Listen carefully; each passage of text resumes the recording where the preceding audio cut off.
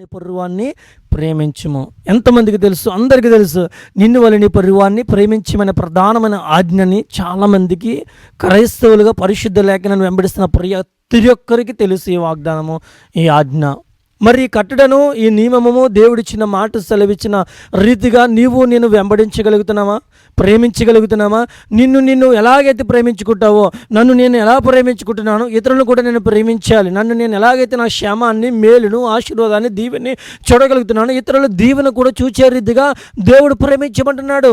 నీ పొరుగు వారి పట్ల నువ్వు ప్రేమించు. నీ పొరుగు వారు అంటే నీకు తెలియని వారైనా తెలిసిన వారైనా, నీ పొరుగు వారు ఎవరైనా సరే నువ్వు ప్రేమించే స్థితిలో ఉండగలిగితే, ఆ ప్రేమను నువ్వు పొందుకోగలిగితే, ఇతరులకు ప్రేమను చూపించగలిగితే, దేవుడి ఆజ్ఞ గైకుంటున్నావు కాబట్టి నువ్వు 1000 తరముల వరకు కరుణించి వాడిని ఉంటున్నాడు. ప్రియ సంగమా, ప్రియ యవనుడా, ప్రియ కక్షలు సాధింపు చేస్తున్నావేమో, నీ పొరుగు వారి మీద నువ్వు కీడును తలంచుచున్నావేమో, నష్టాన్ని చేస్తున్నావేమో, ఇదిగో మేలని దాన్ని చేతబెట్టుకోగలిగితే, నిన్ను వాళ్ళని పొరుగు వారిని ప్రేమించినప్పుడు దేవుడు మహా ఆనందముతో నిన్ను ఆనందింప చేయడమే కాదు, దీవించడమే కాదు, నిన్ను నూతనపరిచి ఉన్నతమైన స్థానములను నిలబెట్టబోయే యోగ్యత ఆయన నిలిచిందును గాక.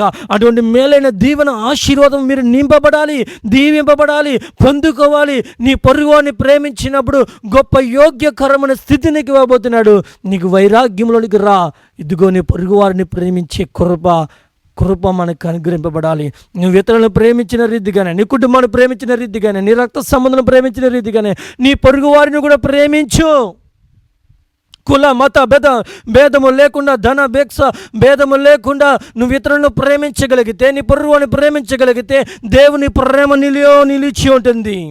దేవుని ప్రేమ నీలో నిలిచి ఉంటే, దేవుని ప్రేమ నాలో మనందరిలో నిలిచి ఉంటే, నువ్వు ఇతరులను ప్రేమించగలుగుతావు. అదే నిజమైన ప్రేమ, అదే శాశ్వతమైన ప్రేమతో మనం నింపబడి ఈ భూమి ఎంతటి ప్రపంచం అంతటి మానవులందరూ కూడా పొరుగువారిని ప్రేమించే రీతిగా మనం అందరం నడిపించుదుముగాక.